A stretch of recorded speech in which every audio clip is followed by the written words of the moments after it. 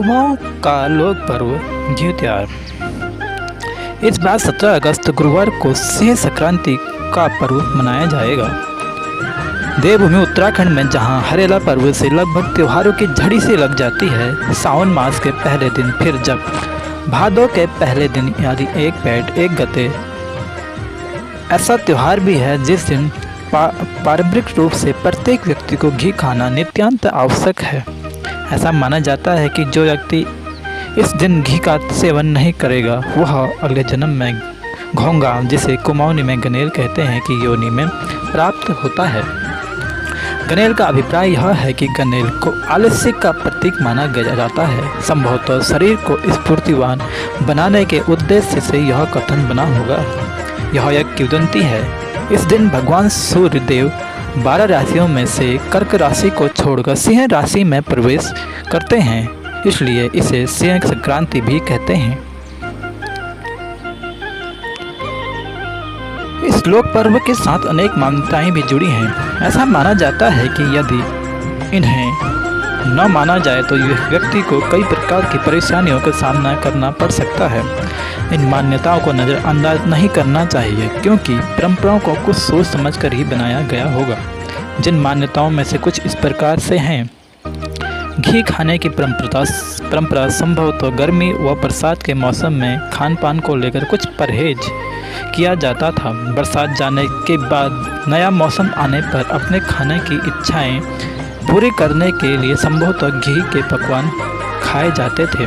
किसान अपने घर के दरवाजे पर गाय का गोबर लगाते हैं। ऐसा करना शुभ माना जाता है। बड़े बुजुर्गों का मानना है कि अखरोट के फल का सेवन भी घी संक्रांति के दिन से ही किया जाता है। घी त्योहार को लेकर एक पौराणिक मान्यता है कि इस दिन घी का सेवन करने से ग्रहों के अशुभ प्रभाव खत्म होते हैं। राहु और केतु ग्रह का प्रत्येक व्यक्ति पर नकारात्मक प्रभाव नहीं पड़ता है, बल्कि व्यक्ति सकारात्मक सोच रखते हुए जीवन के हर क्षेत्र में आगे बढ़ता है। इसी दिन से पिनालू अरबी के गावे मंदिर में चढ़ाने के उपरांत इसकी सब्जी बनाने की शुरुआत होती है। घी त्योहार के दिन नए बनने वाले व्यंजनों में सबसे मुख्य है मासक बेड़ू रोट,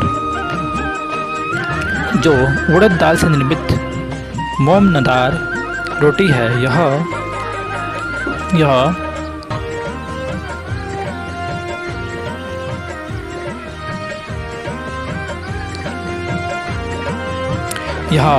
उड़द की दाल को लगभग 6 घंटे पानी में भिगोकर उसे फिर सिलबट्टे में पीसकर बनाई जाती है। इसे घी और गाबे की सब्जी के साथ खाने का आनंद ही कुछ और है। यह बहुत शुभ माना जाता है। घी त्योहार के दिन घी खाने के अतिरिक्त शरीर के अंगों में जैसे कोहनी हो गया, घुटने में आदि में घी लगाया जाता है, ऐसा बुजुर्ग बताते हैं। यदि बात करें ग्रंथों की तो चरक संहिता के अनुसार घी खाने के अनेक लाभ हैं। इससे शरीर में अनेक प्रकार के रोग दूर होते हैं, जैसे कफ हो गया, पित्त हो गया, और दोषों से मुक्ति मिलती है, बुद्धि भी तीव्र होती है। इसके अतिरिक्त इससे स्मरण शक्ति भी बढ़ती है। वेद पुराणों में भी घी के बिना कोई कार्य संपूर्ण नहीं होता है। यज्ञ में भी घी की आहुति देना आवश्यक है। इसके अतिरिक्त उत्तराखंड के गढ़वाल मंडल में इसे घी संक्रांति के नाम से भी जानते हैं। घी त्योहार में कुमाऊं में ओग देने की परंपरा है। कुमाऊं में घी त्योहार को ओलगिया नाम से भी जाना जाता है। इस दिन शिल्पज्ञ लोगों को अपने कारीगरी भेंट करते हैं, जिसे ओग देना कहते हैं। धीरे धीरे यह प्रथा समाप्त हो रही। ओग देना मतलब इस शिल्प का ओग देना अपने हथियारों को जो होते हैं शिल्पकार लोग अपने उनको देते हैं, उसके जिसे ओग देने की प्रथा भी कहा जाता है। जैसे जिसमें देते हैं दराती हो गया, कुदाल हो गया, चिमटा आदि जो होते हैं शिल्पज्ञ के लोग अपने आदि भेंट करते हैं। इसके बदले उन्हें अनाज रुपया दिए जाने की प्रथा है। ओग देने की यह परंपरा चंद राजवंश के समय में चली आ रही है। चंद राजा के समय शिल्पज्ञ लोग राजाओं को अपनी कारीगरी भेंट करते थे। उसे राजा द्वारा पुरस्कृत किया जाता था। अन्य लोग भी दरबार में राजा तक फल, दूध, दही, घी, साग, सब्जियां पहुंचाते थे। यह ओग देने की प्रथा कहलाती है। चाँचरी लगाने की प्रथा। घी त्योहार के दिन से चाँचरी लगाने की प्रथा है। ऐसा माना जाता है कि घी के सेवन करने पर के बाद शरीर को आराम देने के बजाय पर्याप्त रूप से गतिमान बनाए रखना चाहिए। यह वैज्ञानिक महत्व की जानकारी हमारे पूर्वजों को पहले से ही है।